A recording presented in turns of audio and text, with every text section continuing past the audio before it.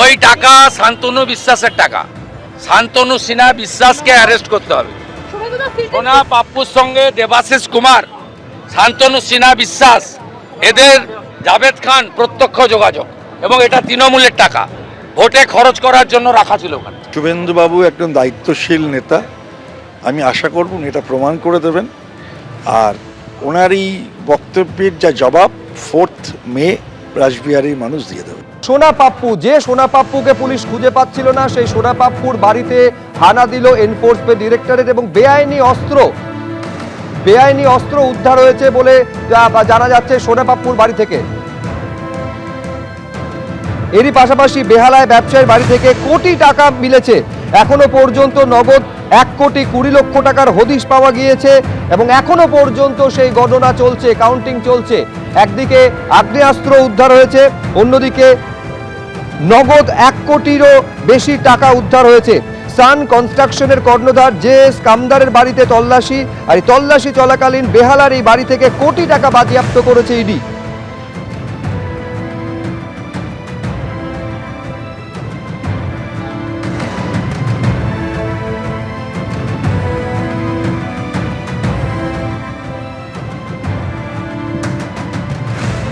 আজ সকাল থেকে একযোগে একাধিক জায়গায় তল্লাশি চালিয়েছে ইডি।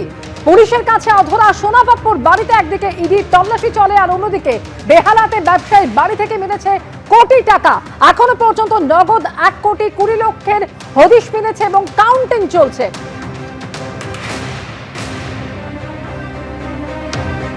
সান কনস্ট্রাকশনের কর্ণধার জে.এস. কামদারের বাড়িতে চলছে এই তল্লাশি।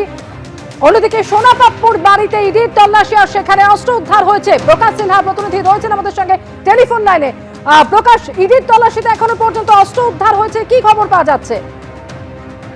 দেখো, সকাল থেকে তল্লাশি অভিযান প্রায় 12 ঘন্টার বেশি সময় হয়ে গেছে। একসঙ্গে 10টি জায়গায় তল্লাশি অভিযান চলছিল, তার মধ্যে 3-4টি জায়গায় তল্লাশি অভিযান শেষ হয়েছে। এখনো কিন্তু 5-6টি জায়গায় তল্লাশি অভিযান চলছে এবং তার মধ্যে একদিকে যেমন সোনা পাপ্পুর ফান রোডের বাড়ি, সেই বাড়ি থেকে একাধিক নথি, প্রচুর ডকুমেন্ট সিজ করা হয়েছে এবং একটি সিঙ্গেল শটার রিভলভার সেখানে লুকিয়ে রাখা হয়েছিল, সেটা বাজেয়াপ্ত করেছেন ইডি আধিকারিকরা।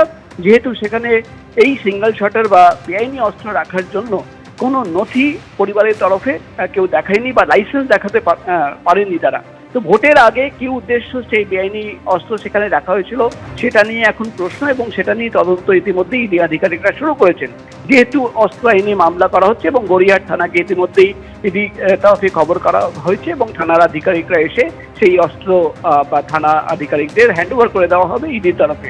অন্যদিকে বেহালার যে বাড়িতে ইডি আধিকারিকরা পৌঁছে গেছিলেন, তুমি জানো, সান কনস্ট্রাকশন, যেটা প্রাথমিকভাবে ইডি সূত্রের খবর যে সোনা পাপ্পুর ব্যাংক অ্যাকাউন্ট এবং সান কনস্ট্রাকশনের ব্যাংক অ্যাকাউন্ট খতিয়ে দেখে তারা দেখতে পাচ্ছেন যে সেখানে আর্থিক লেনদেন রয়েছে, অর্থাৎ টাকার লেনদেন রয়েছে এই কোম্পানির সঙ্গে সোনা পাপ্পুর। এবং তার কর্ণধার জে.এস. কামদার, জয় কামদার, তার বেহালার বাড়িতে পৌঁছে গেছিলেন ইডি আধিকারিকরা। এখন পর্যন্ত 1,20,00,000 টাকা সেখান থেকে বাজেয়াপ্ত করা হয়েছে এবং এখনো সেখানে টাকা থাকতে পারে, সেটা খুঁজে দেখছেন ইডি আধিকারিকরা। কিন্তু প্রশ্ন একটাই, যে ভোটের আগে এই বিপুল পরিমাণে যে টাকা সেখানে ছিল, নগদ টাকা, ক্যাশ টাকা, যার কোনো সোর্স এখন পর্যন্ত জানা যায়নি, কেন রাখা হয়েছিল। অর্থাৎ আজকের তল্লাশি অভিযানে এখন পর্যন্ত 1,20,00,000 টাকা, বেআইনি অস্ত্র এবং প্রচুর নথি বাজেয়াপ্ত করা হয়েছে।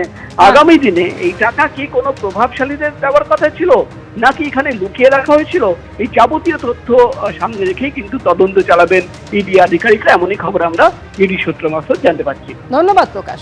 এবিপি আনন্দ, এগিয়ে থাকে, এগিয়ে রাখে।